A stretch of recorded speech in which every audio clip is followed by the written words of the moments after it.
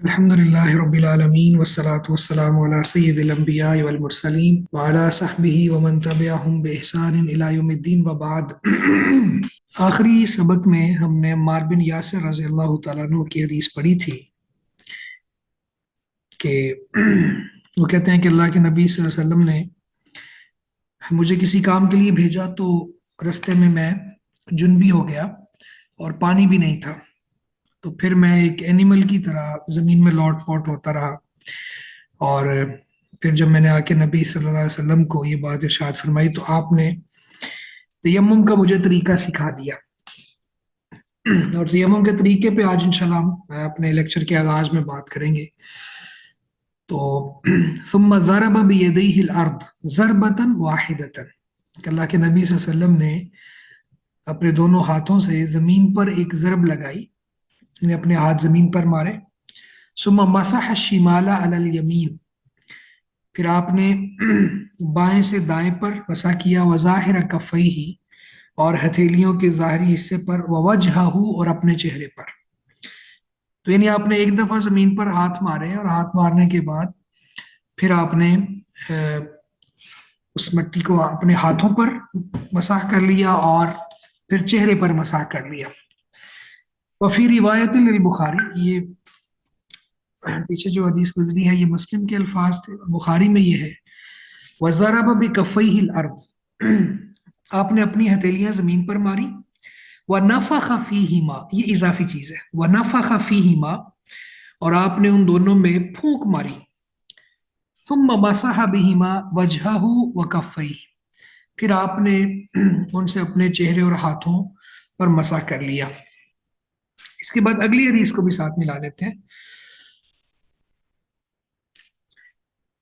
وہ حدیث عبداللہ بن عمر رضی اللہ تعالی عنہما سے ہے، قالا کہتے ہیں کہ رسول اللہ صلی اللہ علیہ وسلم نے فرمایا التیمم ضربتان، التیمم ضربتان، تیمم دو ضربیں ہیں، یعنی دو دفعہ زمین پر ہاتھ مارنا ہے۔ ضربۃ للوجہ، ایک ضرب چہرے کے لیے، وضربۃ للیدین الی المرفقین، اور ایک ضرب دونوں ہاتھوں کے لیے کوہنیوں تک۔ رواہ دارقطنی وصححہ الائمۃ وقفہ، امام دارقطنی نے اس کو بیان کیا ہے اور ائمہ نے اس کا موقوف ہونا صحیح کہا ہے۔ صحیح بات یہ ہے کہ یہ حدیث علی بن ذبیان کی وجہ سے ضعیف ہے، تو اگر اس حدیث کو ہم نہیں لیں، اگر لیتے تو پھر تیمم کے لیے دو دفعہ زمین پر ہاتھ مارنے ضروری ہوتے ہیں، چونکہ یہ روایتی ضعیف ہے تو اس لیے پھر یہ طریقہ تو ختم ہو گیا، یہ ثابت نہیں ہوا۔ باقی دوسرا جو طریقہ ہے تیمم کا، جس کے اندر نبی صلی اللہ علیہ وسلم نے ایک ہی بار دونوں ہتھیلیوں کو زمین پر مارا اور پھر ہاتھوں پر مسح کیا اور چہرے پر مسح کیا، اس کے ساتھ پھر زمین پر ہاتھ مارنے کے بعد ہاتھوں میں پھونک ماری، پھونک مار کے تھوڑی ظاہری گرد و غبار کو اڑا دیا۔ تو یہ طریقہ پھر ہوگا مسح کا صحیح طرح سے، کہ دونوں ہاتھوں کو صاف مٹی پر مار کے پھر اس کے اندر پھونک مارنا اور ہاتھوں پر مل لینا اور چہرے پر مل لینا، یہ مسح ہوگا۔ اور یاد رکھیں کہ یہ مسح جو ہے یہ پانی کے قائم مقام ہے۔ اگلی حدیث کو ہم پڑھ لیتے ہیں، اس کے بعد اس پہ تفصیلاً بات کریں گے انشاءاللہ کہ مسح کن کن صورتوں میں کرنا ہے اور اس کی لمٹ کیا ہے۔ تو ابھی انشاءاللہ ہم دیکھتے ہیں اگلی حدیث ابو ہریرہ رضی اللہ تعالیٰ عنہ سے ہے، قال قال رسول اللہ صلی اللہ علیہ وسلم، کہتے ہیں کہ رسول اللہ صلی اللہ علیہ وسلم نے فرمایا السعید وضوء المؤمن المسلم، مٹی یہ مومن مسلمان کا وضو ہے۔ وَإِن لَمْ يَجِدِ الْمَاءَ 10 سنین، اگرچہ اس کو 10 سال تک پانی نہ ملے، یعنی اگر 10 سال تک بھی پانی نہ ملے تو مٹی، یعنی مٹی سے تیمم کرنا مسلمان کا وضو ہے، مسلمان مومن کا وضو ہے۔ فَإِذَا وَجَدَ الْمَاءَ، جب وہ پانی کو پا لے، فَلْيَتَّقِ اللَّهَ، تو اسے چاہیے وہ اللہ سے ڈرے، وَلْيُمِسَّهُ بَشْرَتَهُ، اور اسے چاہیے کہ وہ پانی کو اپنی جلد پر ڈالے، اپنی چمڑی پر بہائے، अपने जिस्म पर डाले। रवाहुल बज़्ज़ार वसहह इब्न क़त्तान वलाकिन सव्वब अद-दारक़ुतनी इरसालहु वलितिर्मिज़ी अन अबी ज़र्र नहवुहु वस्सहहु अल-हाकिम अयज़न। ये हदीस हमारे पास, इस हदीस को इमाम बज़्ज़ार ने बयान किया है, इब्न अल-क़त्तान ने सही कहा है, दारक़ुतनी ने इसको मुरसल होना सही कहा है, और जामे तिरमिज़ी में भी अबू ज़र रज़ी अल्लाह तआला अन्हु से, ये अबू हुरैरा से है रज़ी अल्लाह तआला अन्हु, तो जामे तिरमिज़ी में अबू ज़र रज़ी अल्लाह तआला अन्हु से भी इसी तरह की हदीस मौजूद है, और इमाम तिरमिज़ी ने इसको सही कहा है, और इसी तरह इमाम हाकिम ने भी इसको सही कहा है। अब इस हदीस में सबसे पहली बात जो साबित हुई वो ये कि मट्टी या तयम्मुम ये वुज़ू और गुस्ल के कायम मकाम है। गुस्ल के कायम मकाम होने की दलाइल भी पीछे गुजर चुके हैं, जैसे जनाबत की हालत में तयम्मुम किया जाएगा, और जब तक पानी नहीं मिलता, जैसे ही पानी मिलेगा तो फिर इंसान को चाहिए कि वो अपने जिस्म पर पानी बहाए और गुस्ल जनाबत करे। इसी तरह अगर उसके ऊपर गुस्ल जनाबत फ़र्ज नहीं था तो फिर वो वुज़ू की जगह पे तयम्मुम कर रहा था, तो फिर जब उसको पानी मिले तो वो तयम्मुम छोड़ के फिर वुज़ू कर ले। इसी तरह पानी अगर मौजूद हो तो भी तयम्मुम किया जा सकता है। आगे आ रही है हदीस कि जब कोई गहरा जख्म हो या मौत का अंदेशा हो या बीमारी के तवील होने का अंदेशा हो तो उस वक़्त भी गुस्ल की जगह पे तयम्मुम किया जा सकता है। इसी तरह मरीज़ है तो वो वुज़ू की जगह पे तयम्मुम कर सकता है। तो लेकिन ये सब चीज़ें मुअल्लक होंगी असल हालत के साथ। जैसे ही उसके पास पानी मुयसर होगा तो फिर वो वुज़ू और गुस्ल करेगा, या जैसे ही उसके पास ये ताकत और कुदरत आएगी कि उसके पास ये इस्तिताअत होगी कि वो गुस्ल कर ले या उसकी बीमारी ख़त्म हो जाए तो फिर उसको गुस्ल करना चाहिए। ये है माना फलियत्तक़िल्लाह, उसे चाहिए कि अल्लाह से डरे। यहाँ पे कुछ रुवात भी रह गए हैं। पिछली हदीस में अम्मार बिन यासिर थे रज़ी अल्लाह ताला अन्हु। ये भी बहुत ज़्यादा उन्होंने तकालीफ सही, अहले मक्का ने उन पर बड़े जुल्म किए, और इन्होंने हिजरत हबशा भी की और मदीने की तरफ हिजरत भी की। बदर समेत तमाम जिहादी मार्कों में शरीक भी हुए, और फिर अल्लाह के नबी सल्लल्लाहु अलैहि वसल्लम ने इनके बारे में इनको फरमाया था कि तुझे एक बागी गिरोह कत्ल करेगा। तो इनकी उम्र 73 साल थी कि इनको शहीद कर दिया गया। इसी तरह अबू ज़र गिफारी रज़ी अल्लाह ताला अन्हु है, जो भी आखिरी हदीस हमने पढ़ी है, तो ये भी, इनका नाम जुंदुब बिन जुनादा है, और ये बहुत ही ज़्यादा जाहिद सहाबी थे। इन्हें दुनिया से बहुत बेरगबती थी इनके यहाँ, और ये किसी चीज़ का ज़ख़ीरा करना उसको ममनू करार देते थे, और जितना भी जायद माल है उसको अल्लाह के रास्ते में सदका करने का हुक्म देते थे। तो बहुत मुत्तकी थे।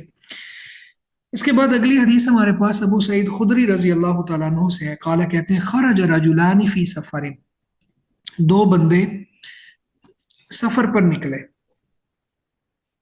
फहजरत सलातु, तो नमाज का वक्त आ गया।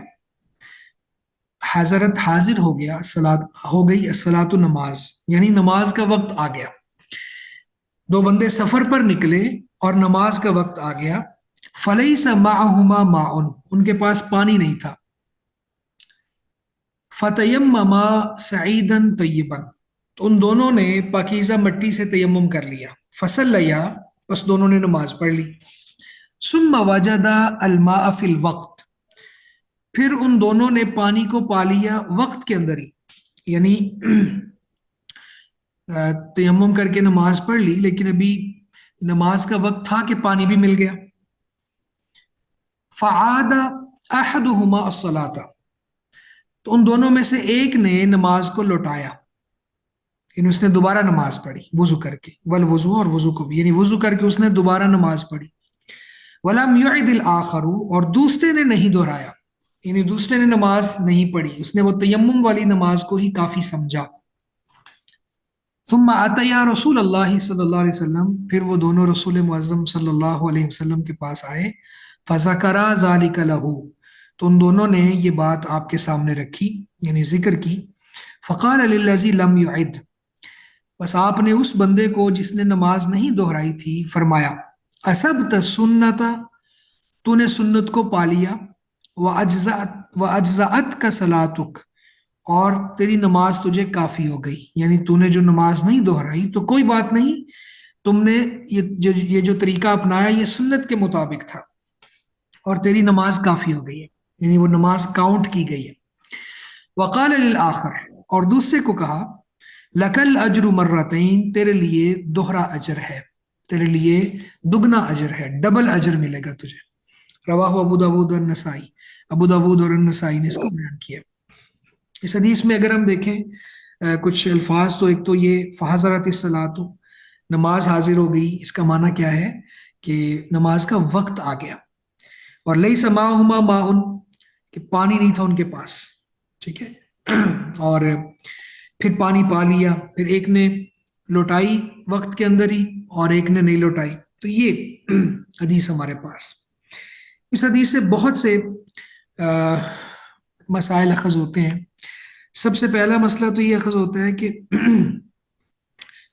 جب کسی کو یقین ہو کہ ہمارے پاس پانی نہیں ہے تو پھر بہت دور دراز جا کے اس کو تلاش کرنے کی ضرورت نہیں.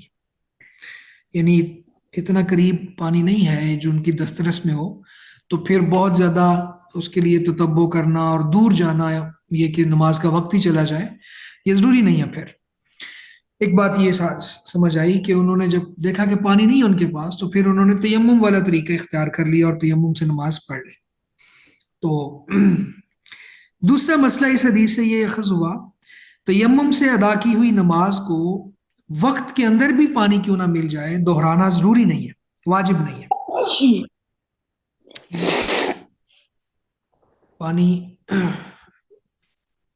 مل گیا اور نماز کا وقت بھی تھا، یعنی اب یہ سمجھیں کہ ظہر کی نماز کا وقت تھا اور ان کے پاس پانی نہیں تھا اور پھر انہوں نے تیمم کر کے نماز پڑھ لی. ابھی عصر کا وقت نہیں ہوا، عصر کے وقت سے پہلے پہلے ہی ہمیں پانی مل جائے تو پھر کیا کرنا ہے. تو یہاں پہ دہرانا ضروری نہیں ہے کہ وضو کر کے پھر اس نماز کو دہرا لو، پہلی نماز جو ہے وہ شریعت کاؤنٹ کرتی ہے. اور اسی طرح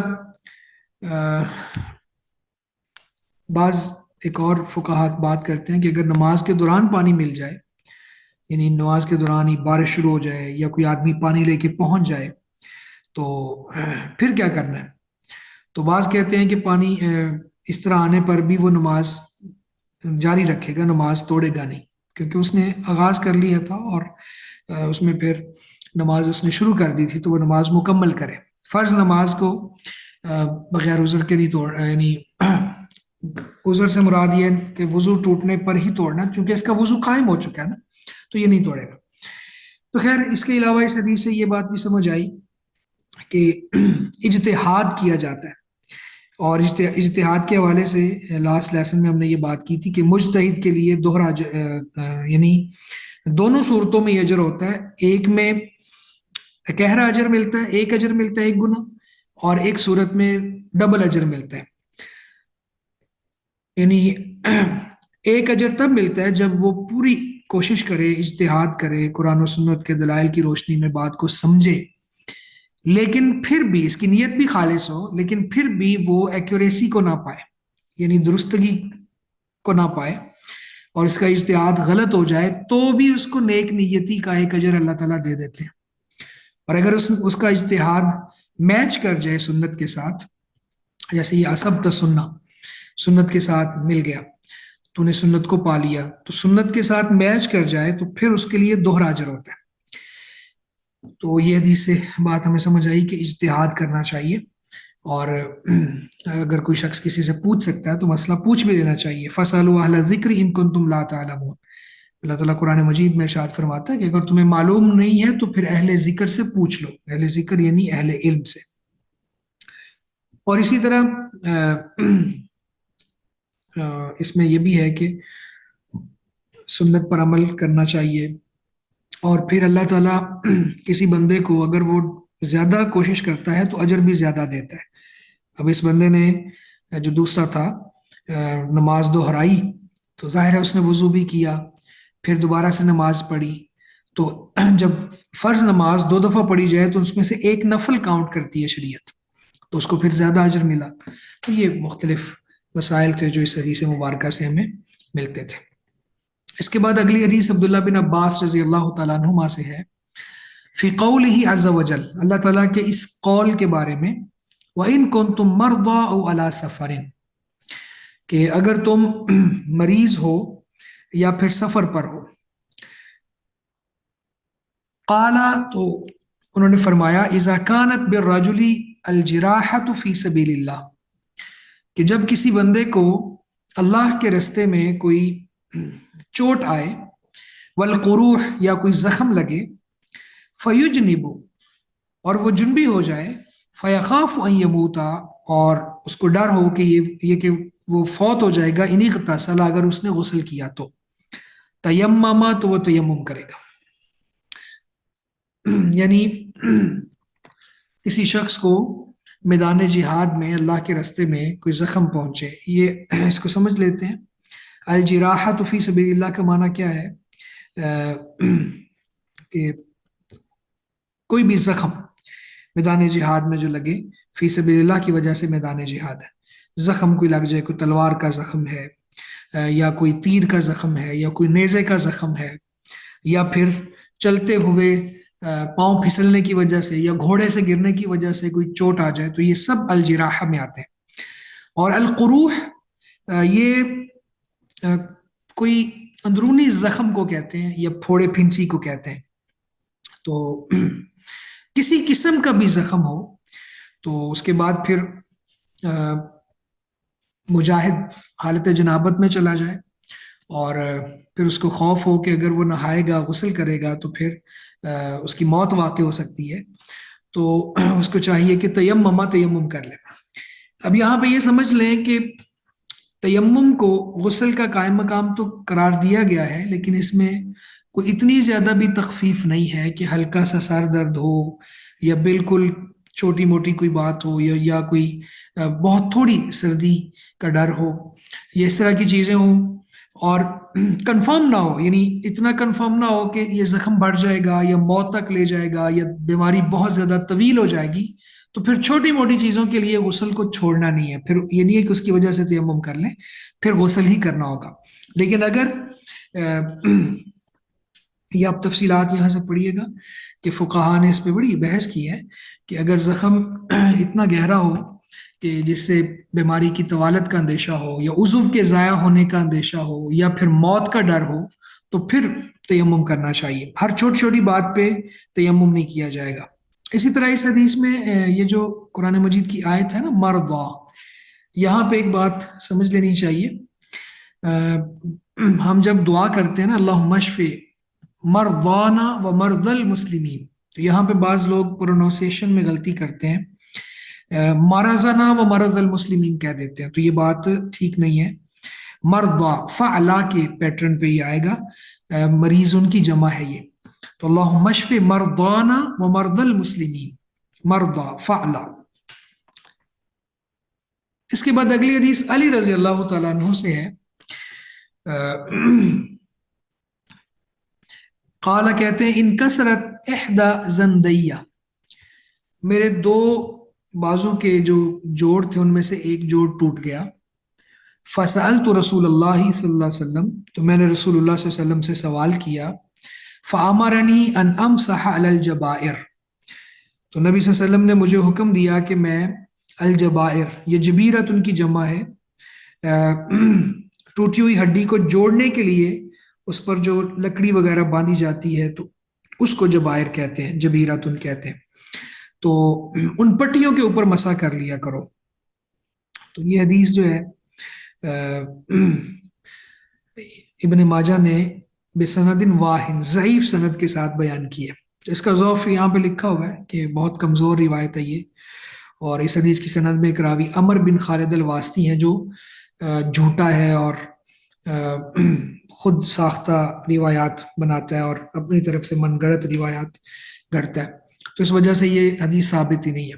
لیکن اس میں مسئلہ یہ ثابت ہے کہ پٹی وغیرہ پر مسح کیا جا سکتا ہے، وہ انشاءاللہ آگے بھی روایات آئیں گی، اور باقی مختلف कुतुब हदीस में भी रिवायात मौजूद है। अगली हदीस जाबिर रजी अल्लाह तआला अन्हु से, फिर्रजुल लजी शुज्जा, उस शख्स के बारे में जिसको सर पर जख्म आया था, फगतसला फमाता, बस उसने गुस्ल किया और वो फौत हो गया। जाबिर रजी अल्लाह तआला अन्हु से मरवी है उस शख्स के बारे में जिसको जख्म आया था सर पर, यानी इसको ये समझ लें शज्जुन, ये सर के जख्म को कहते हैं। और सर पर जख्म आया, फिर उसके ऊपर गुस्ल वाजिब हुआ तो उसने गुस्ल किया, फमाता, पस वो फौत हो गया। इन्नमा कान यकफीही अन यतयम्ममा व यअसिब अला जुरहिही खिरकतन सुम्मा यमसह अलैहा। इन्नमा कान यकफीही, उसके लिए यही काफी था, अन यतयम्ममा, ये कि वो तयम्मुम कर लेता, व यअसिब अला जुरहिही खिरकतन, और यासिब, और बांध लेता, अला जुरहिही, अपने जख्म पर, खिरकतन, कोई पट्टी वगैरह, कोई कपड़े का टुकड़ा, सुम्मा यमसह अलैहा, फिर उस पर मसह कर लेता, वयगसिलु साइर जसदिही, फिर वो अपने सारे जिस्म को धो लेता। तो ये रिवायत है हमारे पास, और ये रिवायत भी ज़ईफ है क्योंकि इसका नीचे इज़ाफ देख लेते हैं यहाँ पे। असल में इब्ने अदी वगैरह ने अल कामिल में इसको ज़ईफ कहा है, और यहाँ पे इन्होंने वजाहत नहीं की। इसमें यानी इब्ने अदी ने मुर्जी बिन रजा के तर्जुमे में इसको ज़ईफ कहा है, और वो कहते हैं कि बाज़ अहादीस में इसका मुताबिक भी नहीं है। तो खैर ये रिवायत ज़ईफ है, और ये वाक़या था, एक वाक़या ये था कि एक शख्स वो हालत ज़ख़म में उसने वज़ू कर लिया, ठीक है, यानी एक साहिब थे, सर में इनको ज़ख़म था, और फिर एहतिलाम की वजह से ये जुनबी हो गए। तो अपने साथियों से फिर इन्होंने राय ली कि मुझे बताएं मैं क्या करूं। तो साथियों ने कहा कि आप गुस्ल करें। तो जब गुस्ल किया तो ज़ख़म सर पे था और उसमें पानी चला गया, तो मौत वाक़ हो गई। तो जब नबी सल्लल्लाहु अलैहि वसल्लम को खबर मिली तो आपने फरमाया कि जिन लोगों ने मशवरा दिया था गुस्ल करने का, उनके बारे में फरमाया कि इन्होंने उसको कत्ल कर दिया है, इन्होंने उसको मार दिया है, गलत फतवा दिया है, इनको अगर मसले का पता नहीं था तो खामोश रहना चाहिए था। तो फिर ये बात आपने इरशाद फरमाई कि उसके लिए यही काफी था कि वो तयम्मुम कर लेता, या फिर अगर गुस्ल ही करना है तो फिर अपने वहां पे जख्म के ऊपर पट्टी बांध के वहां मसा कर लेता और बाकी जिस्म पे पानी बहा लेता, ठीक है। तो लेकिन ये रिवायत चूंकि ज़ईफ है, मसला यही है जो बयान हुआ है। अगली हदीस अब्दुल्ला बिन अब्बास रजी अल्लाह तआला अन्हुमा से है, कहते हैं कि मिन सुन्नति अन ला युसल्ली अर्रजुलु बितयम्मुमि इल्ला सलातन वाहिदतन। सुन्नत तरीका ये है कि आदमी एक तयम्मुम से सिर्फ एक नमाज ही पढ़े। ला युसल्ली अर्रजुलु, ना पढ़े नमाज आदमी, बितयम्मुमि, तयम्मुम के साथ, इल्ला सलातन वाहिदतन, मगर एक नमाज, यानी एक तयम्मुम करके एक नमाज पढ़े। सुम्मा यतयम्ममु लिस्सलातिल उखरा, फिर दूसरी नमाज के लिए दोबारा तयम्मुम कर ले। रवाहु दारकुतनी बिस्नादिन ज़ईफिन जिद्दन, ये बहुत सख्त ज़ईफ रिवायत है जो इमाम दारकुतनी ने बयान की है, और इसकी रिवायत में हसन बिन अम्मारा एक रावी है जो ज़ईफ है। तो मसला साबित नहीं होता इस हदीस से। मसला इसलिए साबित नहीं होता कि जब तयम्मुम वुजू के कायम मकाम है और जो नवाकिज वजू के हैं वही तयम्मुम के नवाकिज होंगे, तो उनमें से कोई वाक़ नहीं हुआ तो फिर वजू कायम है, ये तयम्मुम कायम है, तो उसके साथ तब तक नमाजें पढ़ी जा सकती हैं जैसे वजू के साथ पढ़ी जा सकती हैं। तो अगर वजू कायम हो तो फिर नई नमाज के लिए वजू करना जरूरी नहीं होता, तो तयम्मुम करना जरूरी क्यों हो गया? तो इसलिए ये मसला यहाँ पे जो बयान हुआ है ये रिवायत के ज़ौफ की वजह से ये साबित नहीं होता। एक तयम्मुम के साथ एक से ज्यादा नमाजें पढ़ी जा सकती हैं। इसके बाद बाबुल हैज, हैज का बाब है। इसमें समझ लीजिए कि हमारी बहनों, सिस्टर्स, हमारी माएँ, अल्लाह ताला ने उनके लिए कुछ मर्दों से हटकर अहकाम रखे हैं, और तीन तरह के खून हैं जिनको वो फेस करती हैं। उसमें एक हैज का खून है, और दूसरा इस्तहाजा, इस्तहाजा ये एक बीमारी होती है, और तीसरा नफास का खून। حیض کا خون وہ ہوتا ہے جو جن کو ہم ماہواری کے ایام کہتے ہیں، ایام مخصوصہ، جس کو مینسز وغیرہ کہا جاتا ہے، اور یہ ڈیفائنڈ ڈیز ہوتے ہیں، ہر ہر خاتون کے حساب سے، اس کے مزاج کے حساب سے یہ مختلف ہوتے ہیں، اور اس کو پتہ ہوتا ہے کہ ایک مہینے میں اتنے دن مجھے یہ فیس کرنا ہوتے ہیں۔ دوسرا ہوتا ہے استحاضہ۔ استحاضہ یہ بیماری ہوتی ہے، یہ وہ حیض کا خون نہیں ہوتا۔ حیض کا خون بہت بلیک کلر کا اور بہت گاڑھا اور بدبودار ہوتا ہے، لیکن جو استحاضہ کا خون ہوتا ہے یہ سرخ رنگ کا ہوتا ہے اور پتلا ہوتا ہے، اور اس میں یلوش کلر بھی آ جاتا ہے۔ اس میں بھی اللہ کے نبی صلی اللہ علیہ وسلم نے یہ بات ارشاد فرمائی ہے کہ کیسے ڈفرینشیٹ کرو گی تم کہ یہ حیض ہے، یہ استحاضہ ہے۔ تو اس میں ایک طریقہ یہ بتایا کہ پانی کے اندر بیٹھنا، اور پھر اس کے بعد اگر پانی کے اوپر کچھ زرد رنگ آ جائے، الصفرہ وغیرہ، تو پھر یہ استحاضہ ہے، حیض نہیں ہے۔ تو نفاس کا خون جو ہے وہ بچے کی ولادت کے بعد ہوتا ہے، اور اس کی زیادہ سے زیادہ لمٹ 40 دن ہوتی ہے۔ اور ایک لفظ آئے گا ان حدیث میں، القدرہ۔ القدرہ کا ہوتا ہے براؤن رنگ یا مڈی کلر، میلا میلا رنگ، یعنی گدلا سا پانی، تو یہ بھی حیض نہیں ہے۔ اسی طرح سے سفرہ کی بات میں نے کر دی کہ یلو کلر یا یلو ڈسچارجز، یہ بھی حیض نہیں ہے، یہ استحاضہ ہے۔ تو اب احکامات ڈفر ہوتے ہیں، مختلف ہوتے ہیں۔ حیض کے اندر یہ ہوتا ہے کہ نہ نماز پڑھی جائے گی، نہ روزہ رکھا جائے گا۔ اسی طرح نفاس کے اندر بھی نہ نماز پڑھی جائے گی، نہ روزہ رکھا جائے گا۔ ہاں، روزوں کو بعد میں قضائی دی جائے گی، ریپیٹ کیا جائے گا، لیکن نمازوں کو ریپیٹ نہیں کیا جائے گا، یا جو نمازیں وہاں ان ایام میں رہ گئی ہیں ان کو دوبارہ سے نہیں پڑھا جائے گا۔ باقی جو استحاضہ کے اندر مسئلہ ہے، یعنی یہ بیماری ہے، تو اس کے اندر تھوڑی وضاحت اور تفصیلات ہیں۔ تفصیلات میں یہ ہے کہ اس دوران نماز بھی پڑھی جائے گی اور روزہ بھی رکھا جائے گا۔ اور نماز پڑھنے کے حوالے سے پھر 2-3 طریقے اللہ کے نبی صلی اللہ علیہ وسلم سے منقول ہیں، جو آپ نے گائیڈ لائن دی صحابیات کو۔ تو اس میں پھر پسندیدہ طریقہ یہ ہوتا ہے کہ 2 نمازوں کے لیے ایک غسل کر لیا جائے۔ ظہر اثر کو اکٹھا پڑھ لیا جائے ایک غسل کے ساتھ، مغرب عشاء کو اکٹھا پڑھ لیا جائے ایک غسل کے ساتھ، اور فجر کے لیے الگ غسل کر لیا جائے۔ یعنی 5 نمازوں کے لیے 3 غسل کیے جائیں گے، اور یہ واجب نہیں ہے، یہ افضل اولا بہتر بات ہے، لیکن یہ واجب نہیں ہے، یہ سمجھ لیجیے۔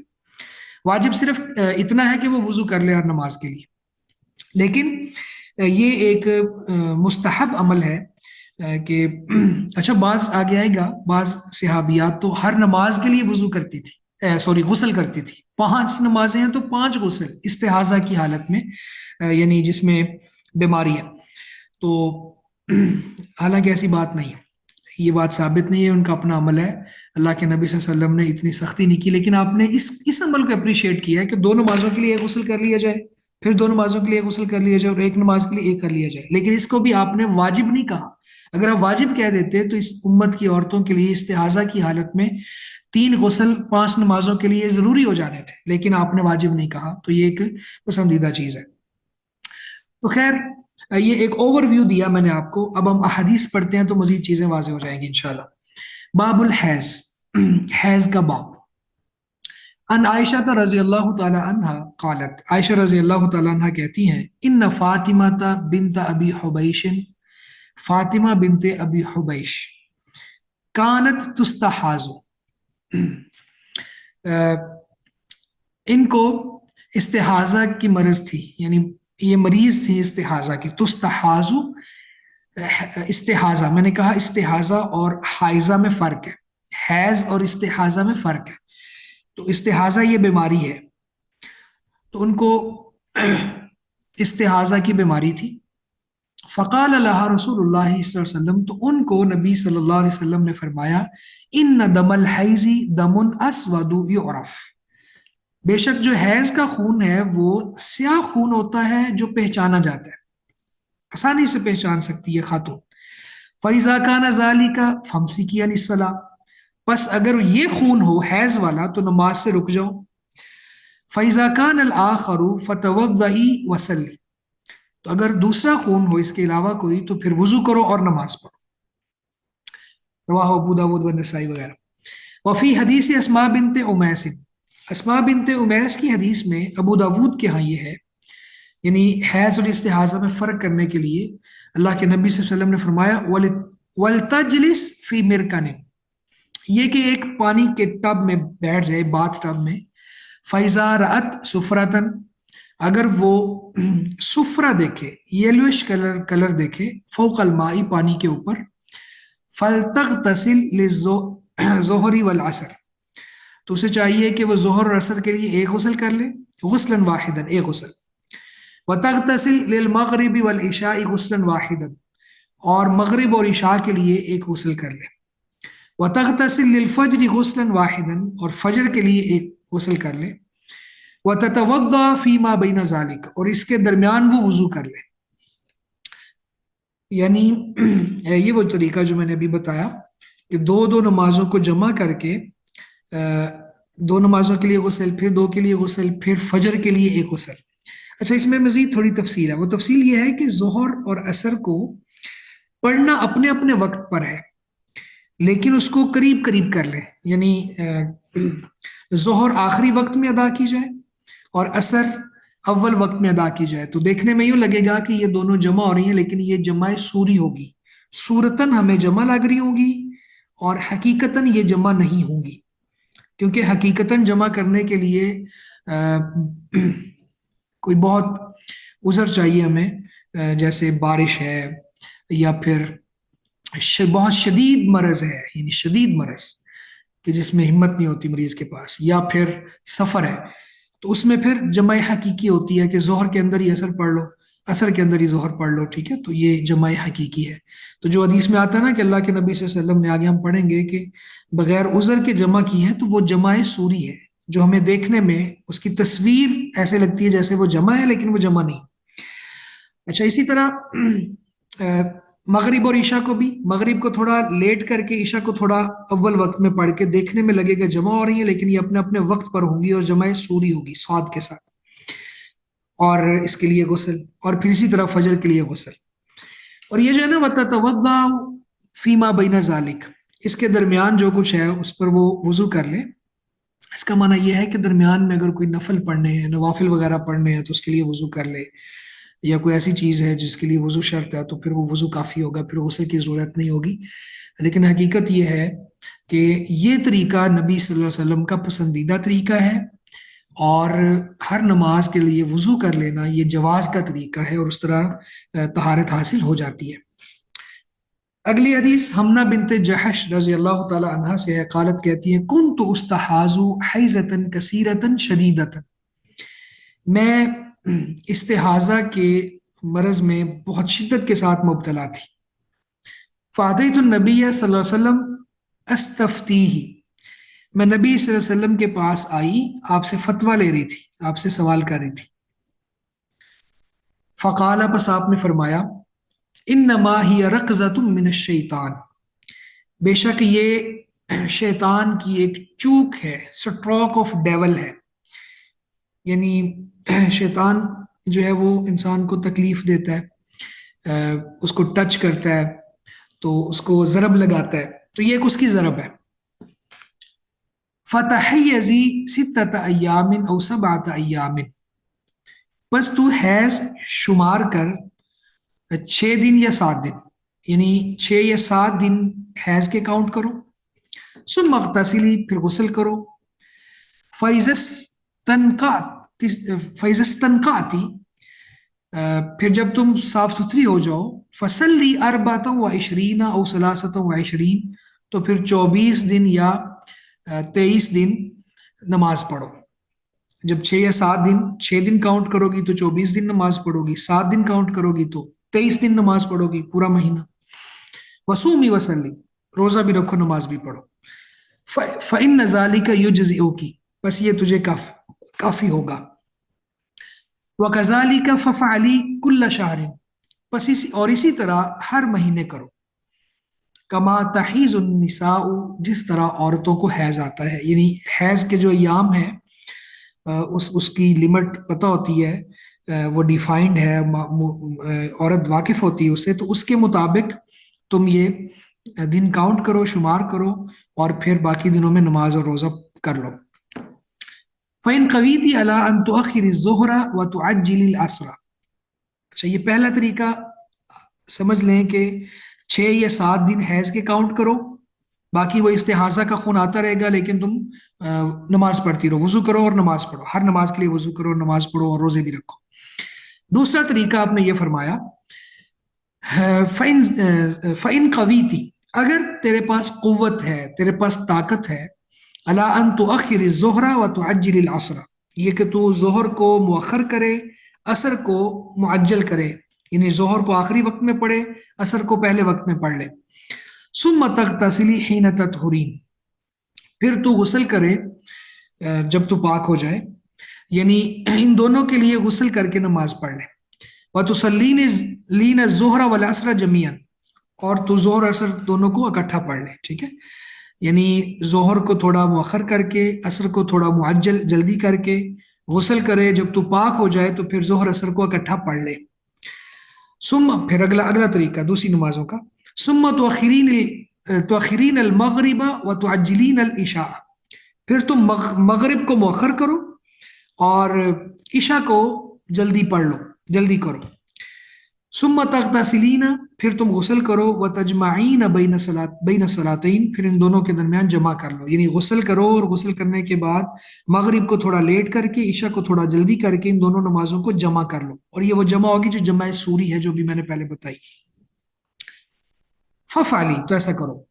وتغتسلین مع الصبح وتصلین، اور صبح کے ساتھ غسل کرو اور نماز پڑھ لو، یعنی پانچویں جو صبح کی ایک نماز ہے اس کے لیے یہ تیسرا غسل ہے، دو نمازوں کے ساتھ ایک غسل، پھر دو نمازوں کے ساتھ ایک غسل، اور صبح کے ساتھ ایک غسل، غسل کرو اور صبح پڑھ لو۔ قال، اللہ کے نبی صلی اللہ علیہ وسلم نے فرمایا، وَهُوَ أَعْجَبُ الْأَمْرَيْنِ إِلَيَّ، جی تو دو طریقے بتا کے نبی صلی اللہ علیہ وسلم فرماتے ہیں وَهُوَ أَعْجَبُ الْأَمْرَيْنِ إِلَيَّ، یہ جو طریقہ ہے بعد والا، یہ ان دونوں میں سے مجھے زیادہ پسندیدہ ہے، مجھے زیادہ محبوب ہے۔ رواہ الخمسۃ الا النسائی، نسائی کے علاوہ پانچوں نے بیان کیا ہے۔ وصححہ ترمذی، امام ترمذی نے اس کو صحیح کہا، وحسنہ البخاری، اور امام بخاری نے اس کو حسن کہا۔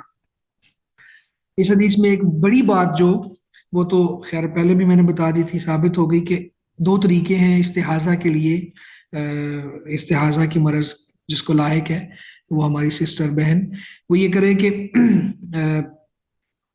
ہر نماز کے لیے وضو کر لے اور وہ دن گن لے، ٹھیک ہے؟ یعنی عام جو ہوتے ہیں، یعنی اس میں معمول بہی عادت کا پتہ ہوتا ہے کہ اتنے دن تک حیض کا خون ہے، اس کے بعد پھر اگر کوئی خون آ رہا ہے تو وہ حیض کا نہیں ہے، اور ویسے بھی وہ پہچانا جاتا ہے، اس میں فرق ہے کہ حیض کا خون سیاہ ہے اور استحاضہ کا سرخ ہے، وہ گاڑھا ہے، یہ پتلا ہے، وہ بدبودار ہے۔ تو لیکن اگر وہ طریقہ نہیں ہے، اس کو ڈیفرینشیٹ کرتے ہوئے یہ اس کے اوصاف وغیرہ سمجھ نہیں آ رہے، تو پھر معمول بہی عادت کو اپنا لیا جائے۔ وہ کیا ہے کہ عموماً 6 دن یا 7 دن یہ حیض کے ہوتے ہیں، اس کے بعد پھر طہر کے ایام کاؤنٹ کر کے نماز روزہ کر لیا جائے۔ یہ ایک اور طریقہ بھی ہے کہ ہم عمر اور ہم مزاج خواتین پر قیاس کر لیا جائے کہ ان کو کتنے دن یہ خون آتا ہے، بعض کو نہیں یاد ہوتا، تو وہ پھر اس پر قیاس کر لیں کہ ہم عمر خواتین جو ہیں یا ہم مزاج ایک علاقے میں رہنے والی ایک فیملی کی خواتین، وہ پھر ان پر قیاس کر لیں کہ ان کے کتنے دن ہوتے ہیں، تو وہ اپنے بھی اتنے دن کاؤنٹ کر لیں۔ تو حدیث میں 6 یا 7 دن کاؤنٹ کریں اور باقی 24 یا 23 دن وہ نماز روزہ کریں۔ ایک طریقہ یہ ہے کہ ہر نماز کے ساتھ وضو کر لے۔ دوسرا طریقہ وہ ہے جو جمع سوری کے ساتھ 3 غسلوں کے ساتھ 5 نمازیں پڑھنے کا ہے، اور اللہ کے رسول فرما رہے ہیں یہ مجھے زیادہ پسند ہے۔ تو بڑا فائدہ اس حدیث سے یہ ملا۔ اس کے علاوہ باقی چیزیں بھی ہیں، اس سے یہ ثابت ہوا کہ نبی صلی اللہ علیہ وسلم کے دور میں یہ مرض خواتین کو لاحق ہوتا تھا، اور علامہ سیوطی وغیرہ نے ان عورتوں کو کاؤنٹ کیا پراپر، اور ان کی تعداد تقریباً 9 بنتی ہے۔ اسی طرح جس کو علم نہ ہو وہ مسئلہ پوچھ سکتا ہے، خاتون بھی مسئلہ پوچھ سکتی ہے، اور حیا کے مسائل جو ہیں وہ بھی پوچھنے میں کوئی ممانعت نہیں ہے بلکہ پوچھنے چاہیے، کیونکہ خواتین مسئلہ پوچھا کرتی تھی۔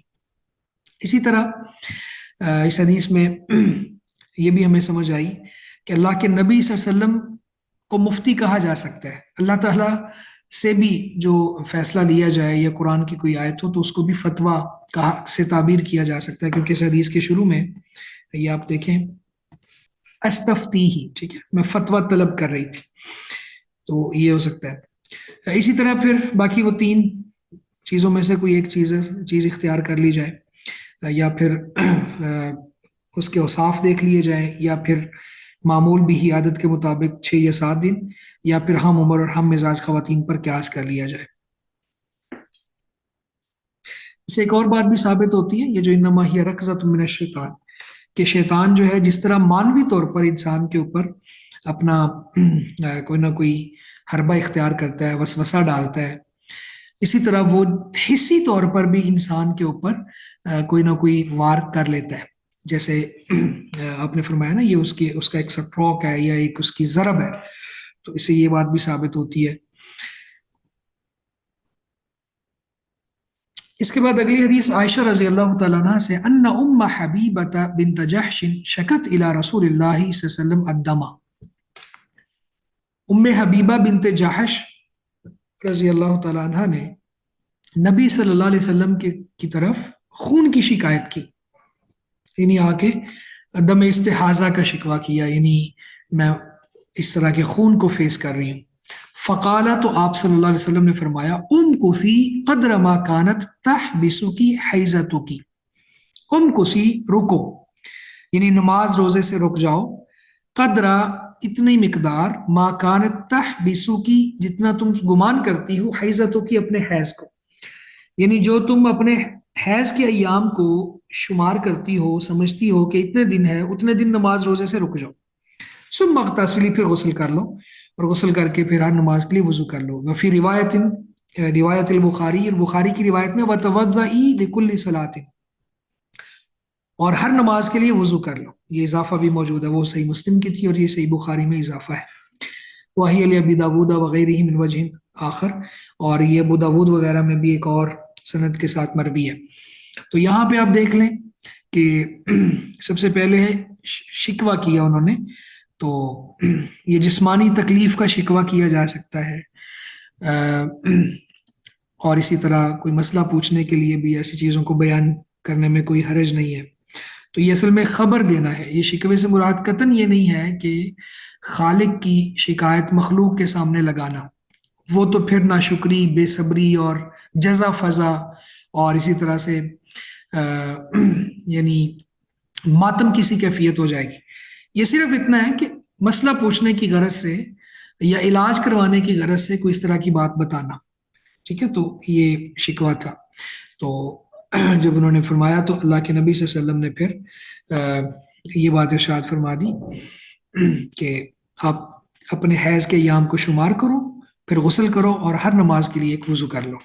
اس کے بعد اگلی حدیث ام عطیہ رضی اللہ تعالیٰ عنہ سے ہے، قالت کہتی ہیں، کن لا نعد القدرۃ والسفرۃ بعد الطہر شیئا، کننا بے شک ہم، لا نعد نہیں شمار کرتی تھی، القدرۃ گدلے رنگ کے پانی کو، یا جیسے میں نے پہلے کہا مڈی کلر، براؤن رنگ کا جو خون ہے، والسفرۃ اور زرد رنگ کو، بعد الطہر شیئا طہارت کے بعد کچھ بھی، یعنی ہم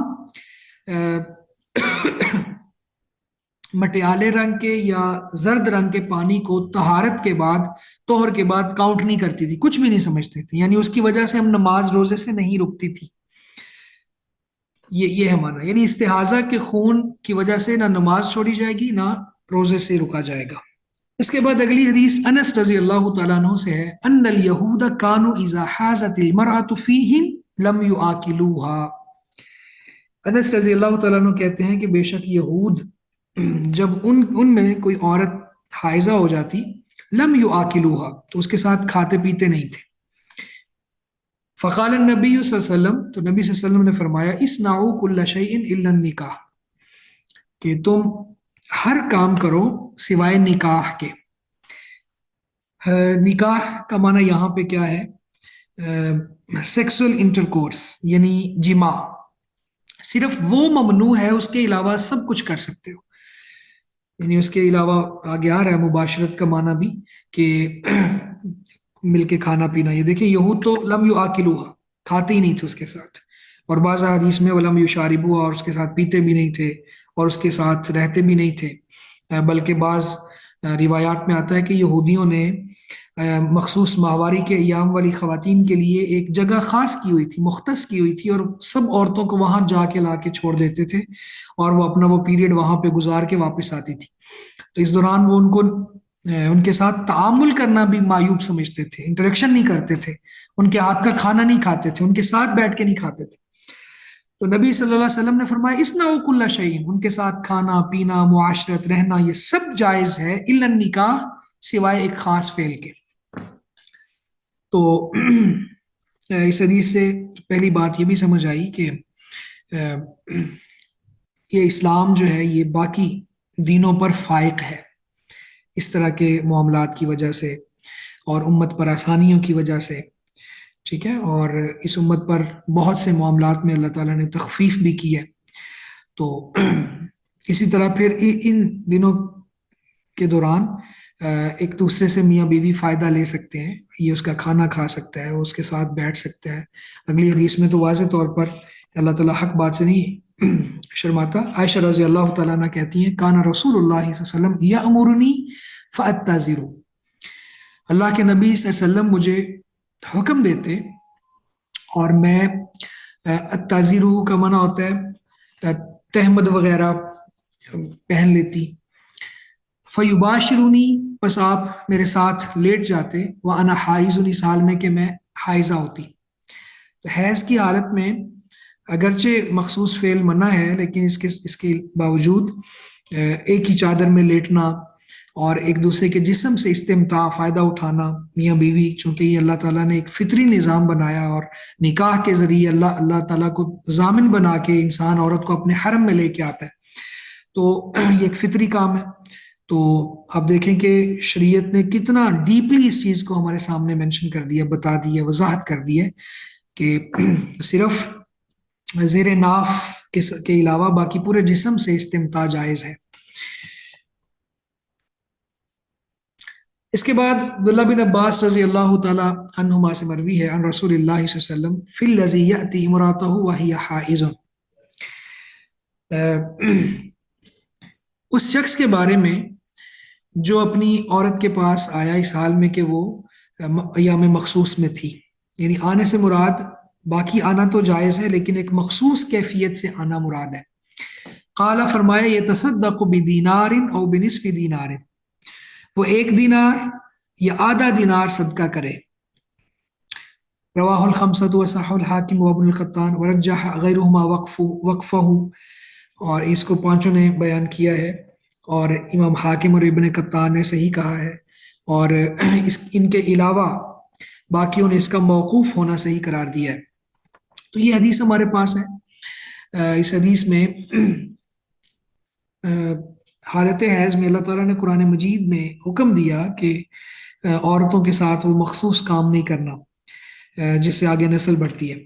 तो अगर कोई कर लेता है तो फिर उस पर ये एक दिनार या आधा दिनार सदका करना ज़रूरी हो जाता है। इस हदीस से हमें ये समझ आ रही है। तो हकीकत ये है कि हैज़ में जिमा का कफ़ारा क्या होगा, इस हवाले से फ़ुक़हा की मुख्तलिफ आरा है। तो बाज़ कहते हैं कि ये वाजिब है, कफ़ारा ज़रूरी है, लेकिन चूंकि इस हदीस के मरफू होने में इख्तिलाफ है, मौकूफ़ होना इसका साबित है। तो अगर ये हदीस मरफूअन साबित होती तो फिर तो ये इतनी सज़ा यानी दिनार या निसफ दिनार सदका करना वाजिब हो जाता। लेकिन चूंकि ये हदीस मरफूअन साबित नहीं है, यानी अल्लाह के नबी सल्लल्लाहु अलैहि वसल्लम से साबित नहीं है, मौकूफ़न सहाबी से साबित है, तो फिर इसलिए यहाँ पे फ़ुक़हा तकसीम हो गए। बाज़ ने कहा कि ये अल्लाह से इस्तिग़फ़ार करेगा, मुआफ़ी मांगेगा और तौबा करेगा, उसने कबीरा गुनाह का इर्तिकाब किया है, यानी इतना बड़ा गुनाह किया है जिससे अल्लाह ताला ने उसको मना किया था, और ये कबीरा गुनाह है, तो इसके लिए तौबा करेगा, लेकिन उसके ऊपर कोई जुर्माना नहीं है। لیکن بعض فقہا کہتے ہیں کہ چونکہ کوئی ہمارے پاس چیز ثابت ہے تو اس لیے اس کے اوپر جرمانہ بھی ڈال دینا چاہیے. تو لیکن صحیح بات یہ ہے کہ اس کے اوپر جرمانہ نہیں، توبہ ہے. اس کی ایک وجہ یہ ہے کہ یہ حدیث مرفون ثابت نہیں ہے. دوسرا یہ ہے کہ اس کے اندر احتمال ہے 1 دینار کا یا نصف دینار کا. ٹھیک ہے، تو اس میں اضطراب ہو گیا. اضطراب یعنی کنفیوژن آ گئی. تو ان دو وجوہات کی بنا پہ اس کے اوپر ہم جرمانہ نہیں ڈالیں گے، لیکن وہ کبیرہ گناہ کا مرتکب ہوا ہے، اللہ تعالیٰ کے حکم کی اس نے واضح نافرمانی کی ہے، تو وہ اللہ سے معافی مانگے. اور توبہ کی پھر شرائط ہے گناہ پر ندامت اختیار کرنا، اور پھر آئندہ گناہ نہ کرنے کا عزم کرنا، فوراً اس گناہ کو چھوڑ دینا. تو یہ شرائط کے ساتھ پھر توبہ وہ کر لے گا. وعن ابی سعید الخدری رضی اللہ تعالیٰ عنہ قال قال رسول اللہ صلی اللہ علیہ وسلم. ابو سعید خدری رضی اللہ تعالیٰ عنہ سے مراد مروی ہے، کہتے ہیں کہ رسول اللہ صلی اللہ علیہ وسلم نے فرمایا الیس اذا حازت المرأة لم تصلی ولم تصم. کیا جب عورت مخصوص ایام میں ہوتی ہے تو وہ لم تصلی ولم تصم، نماز روزہ نہیں چھوڑتی، یعنی وہ نماز بھی نہیں پڑھتی اور روزہ بھی نہیں رکھتی. متفق علیہ فی حدیث طویل، ایک لمبی حدیث کے اندر یہ بات ہے. اس کا آخر میں کچھ یہ جملے یہاں پہ ابن حجر اسقلانی رحمہ اللہ لے کے آئے. اصل میں یہ حدیث کیا ہے؟ ایک بار نبی رحمت صلی اللہ علیہ وسلم نے عورتوں کو واعظ کرتے ہوئے فرمایا کہ عورتوں سے پڑھ کر میں نے دین و عقل دونوں میں ناقص کسی کو نہیں دیکھا. تو اور حدیث میں آگے یہ بھی فرمایا کہ جو ایک سمجھدار آدمی کی عقل کو بھی لے اڑتا ہو، یعنی خود ناقصات عقل و دین ہے، لیکن بڑے بڑے عقل والوں کو کی عقل کو یہ خراب کر دیتی ہیں. تو یہ جب سنا تو عورتیں وہ کانشیس ہو گئیں اور انہوں نے پوچھا کہ اللہ کے رسول، ہماری عقل اور ہمارے دین میں کس چیز کا نقص ہے جو آپ یہ ارشاد فرما رہے ہیں کہ تم ناقصات عقل و دین ہو، تو ہمارا عقل اور ہماری دین کیسے، اس میں نقص کیا ہے؟ تو آپ نے فرمایا کہ اللہ تعالیٰ نے جو قرآن مجید میں یہ بات ارشاد فرمائی ہے کہ عورت کی گواہی مرد کی گواہی سے عادی ہے، تو گویا کہ تمہاری عقل کا نقص بیان کیا ہے. اور پھر آپ نے فرمایا کہ جب عورت کو مخصوص ایام آتے ہیں تو وہ پھر نہ نماز پڑھ سکتی ہے اور نہ روزہ رکھ سکتی ہے، تو یہ اس کے دین کا نقص ہے. یہ وہ پوری حدیث ہے اس کے اندر. تو اس باب میں یعنی حیض کے بیان میں اس حدیث کو لانے کا مقصد یہ ثابت کرنا ہے کہ ایام مخصوص میں عورت نہ نماز پڑھے گی نہ روزہ رکھے گی. باقی جو یہ بات ہے کہ عورت ناقصات عقل و دین ہے، تو پہلی بات تو یہ ہے کہ اللہ تعالیٰ نے یہ جو عورت کی عقل کو ناقص بنایا، یہ عورت کا عیب نہیں ہے، یہ اس کا حسن ہے. عورت کی نازکی اور اسی طرح سے اس کا جذباتی ہونا اور پھر اس کا حافظہ کمزور ہونا مرد کی نسبت، یہ سب چیزیں یہ عورت کا حسن ہے، یہ عورت کی خامی نہیں ہے. ٹھیک ہے، تو اس کے عقل کی کمی، یہاں نقص کا معنی یہ نہیں ہے کہ یہ اس کا کوئی عیب ہے. نقص کا مطلب کیا ہے کہ اس کی عقل کی کمی. تو عقل کی کمی اللہ نے رکھی ہے اور یہ عورت کا حسن ہے. اور پھر اسی طرح اس کے دین کی جو کمی ہے وہ بھی اللہ تعالیٰ نے رکھی ہے، عورت کا اس میں کوئی قصور اور جرم نہیں ہے. تو اس کے علاوہ اللہ تعالیٰ نے اور بہت سی حیثیتوں میں عورت کو مرد پر فضیلت دے دی ہے، جیسے ماں کی حیثیت میں 3 گنا حصہ بڑھا دی ہے.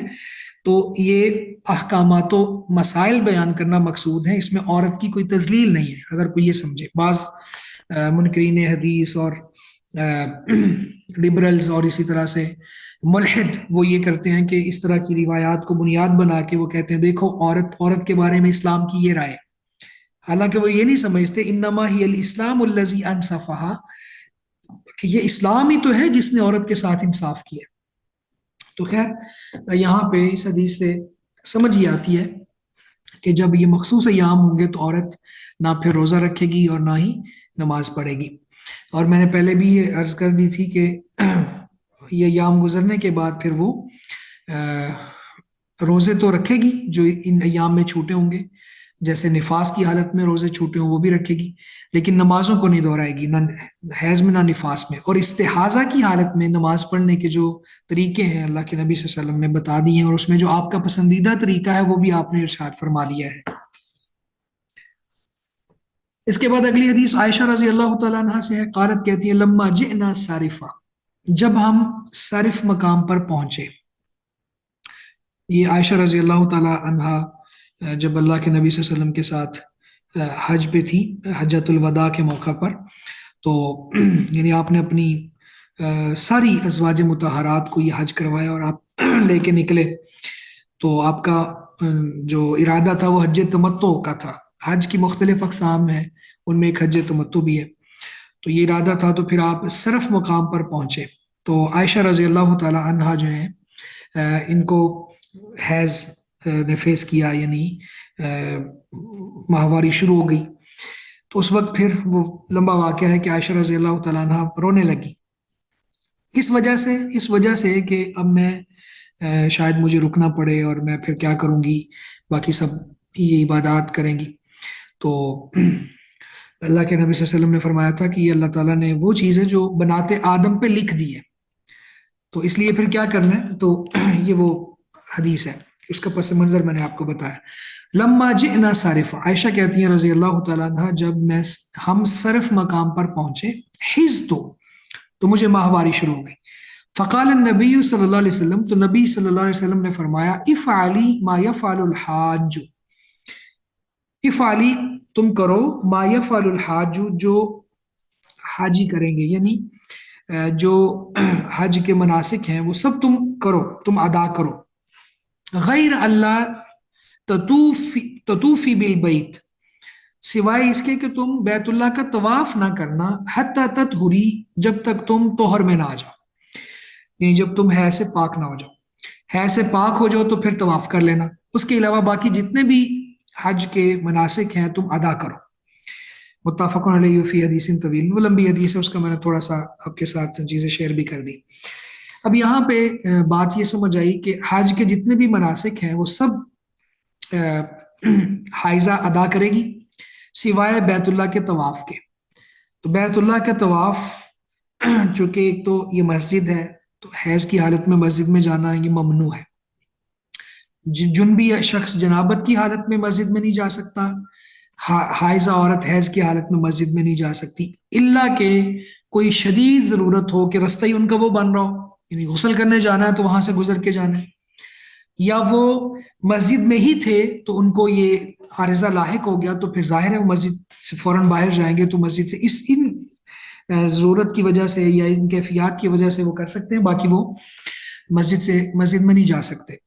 تو طواف ہوتا ہی مسجد میں ہے، تو بیت اللہ کا طواف نہیں کرے گی، باقی سب یعنی مزدلفہ میں رات گزارنا، مینا میں ٹھہرنا، اور یہ ساری چیزیں جتنی بھی ہیں حج کے ارکان ہیں، وہ جمرات وغیرہ کو کنکریاں اور سب یہ سب کرے گی، صرف بیت اللہ کا طواف نہیں کرے گی. اس کے بعد معاذ رضی اللہ تعالیٰ عنہ سے ہے انہ سأل النبی صلی اللہ علیہ وسلم ما يحل للرجل من امراته وهي حائض. معاذ بن جبل رضی اللہ تعالیٰ عنہ کہتے ہیں کہ انہوں نے نبی صلی اللہ علیہ وسلم سے پوچھا ما يحل للرجل من امراته وهي حائض، آدمی کے لیے اس کی بیوی سے کیا چیز حلال ہوتی ہے اس حال میں کہ وہ حائضہ ہو، یعنی حیض کی حالت میں وہ اپنی اہلیہ کے ساتھ کیا چیز اس کے لیے جائز اور حلال ہے. تو فقال ما فوق الازار، تو آپ نے فرمایا کہ ازار کے اوپر سے. ازار جو ہے یہ تہمد کو کہتے ہیں، یعنی ناف کے نیچے والے حصے کو جو انسان چھپاتا ہے اس کو ازار کہا جاتا ہے. جیسے حدیث میں آتا ہے نا ما اسفل من الکعبین من الازار ففی النار، تو جو شخص اپنا ازار ٹخنوں سے نیچے رکھتا ہے، مردوں کے لیے کہا، ٹخنوں سے نیچے رکھتا ہے تو وہ آگ میں جائے گا. تو ازار وہ ہے جو نچلا حصہ ہے، یہ نچلی چادر ہے، یا آج کل شلوار ہم اس کو کہہ دیتے ہیں، اور اوپر والے حصے کو قمیض کہا جاتا ہے، قمیص. تو اس حدیث میں جب معاذ بن جبل رضی اللہ تعالیٰ عنہ نے سوال کیا، تو سب سے پہلے تو یہ ہے کہ صحابہ سوال کر لیتے تھے، یعنی صحابہ جو ہیں وہ سوال کرنے میں کوئی تعامل نہیں کرتے تھے. تو خیر یہ روایت ویسے ضعیف ہے، یعنی اس روایت کی سند میں ایک بقیہ راوی ہے، جس کی وجہ سے جو سعد سے بیان کرتا ہے تو یہ دونوں راوی ہی ضعیف ہیں. لیکن یہ مسئلہ ثابت ہے، پیچھے جو ابھی حدیث ہم نے پڑھی ان میں سے ایک حدیث میں یہ بات ثابت ہو چکی ہے کہ ازار کے اوپر سے اور الا نکاح، نکاح بمانا جماع، اس کے علاوہ باقی عورت سے استمتاع یا عورت مرد سے استمتاع کرے تو یہ جائز ہے۔ یہاں تک رکھتے ہیں انشاءاللہ۔ اس کے بعد نفاس کے احکامات شروع ہوں گے، حدیث نمبر 128، یہاں سے انشاءاللہ تعالی اگلے ویک ہم پڑھیں گے۔ تھوڑا ٹائم آپ کا زیادہ لے لیا ہے، پچھلے کچھ لیکچرز میں کچھ ہمارے پاس کوتاہیاں ہوئیں، ٹائم کم تھا، تو اللہ تعالیٰ ہمیں معاف فرمائے۔ بہت شکریہ آپ سب کا۔